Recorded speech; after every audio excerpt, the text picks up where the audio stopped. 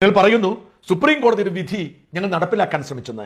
Supreme കോടതി പറഞ്ഞിരുന്നു സഖാവെ, ബിന്ദു അമ്മിണിയെയും കനകദുർഗയെയും കറുത്ത കടലാസിൽ പൊതിഞ്ഞു കെട്ടി രഹസ്യമായി സോപാനത്തിന് മുൻപിൽ കൊണ്ട് അഴിച്ചുവിടാൻ.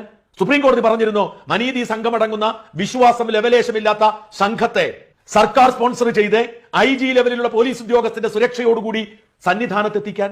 സുപ്രീം കോടതി പറഞ്ഞിരുന്നു യുക്തിയും ഭക്തിയുമില്ലാത്ത സ്ത്രീകളെ വീട്ടിൽ പോയി സ്വാധീനിച്ചും അവർക്ക് ഒളിവ് ജീവിതം വാഗ്ദാനം നൽകിയും പരിശീലനം നൽകിയും സുരക്ഷ ഒരുക്കിയും സന്നിധാനത്തെത്തിക്കാൻ.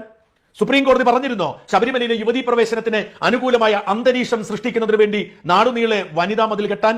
സുപ്രീം കോടതി പറഞ്ഞിരുന്നോ ശബരിമല വിഷയം ഉയർത്തിപ്പിടിച്ചുകൊണ്ട് നാടുനീളെ നവോത്ഥാന സമ്മേളനങ്ങൾ നടത്താൻ. സുപ്രീം കോടതി പറഞ്ഞിരുന്നോ നാമജപത്തെ നികൃഷ്ട പദമാക്കി ചിത്രീകരിച്ചുകൊണ്ട് അവരുടെ പേരിൽ കേസെടുത്ത് ജയിലിലടയ്ക്കാൻ. സുപ്രീം കോടതി പറഞ്ഞിരുന്നോ ശബരിമലയിലെ ആചാരം സംരക്ഷിക്കാൻ രംഗത്തിറങ്ങിയ കെ സുരേന്ദ്രനെ 28 ദിവസം ജയിലിലടയ്ക്കാൻ. സുപ്രീം കോടതി പറഞ്ഞിരുന്നോ നിയമവിരുദ്ധ പ്രവൃത്തിയെ നിയമലംഘനം നേരിട്ട അയ്യപ്പ ഭക്തരുടെ പേരിൽ വധശ്രമത്തിന് കേസെടുക്കാൻ. സുപ്രീം കോടതി പറഞ്ഞിരുന്നോ നാമജപം എന്നാൽ തെറിജപമാണ് എന്ന് പരസ്യമായി സംസാരിക്കണമെന്ന്.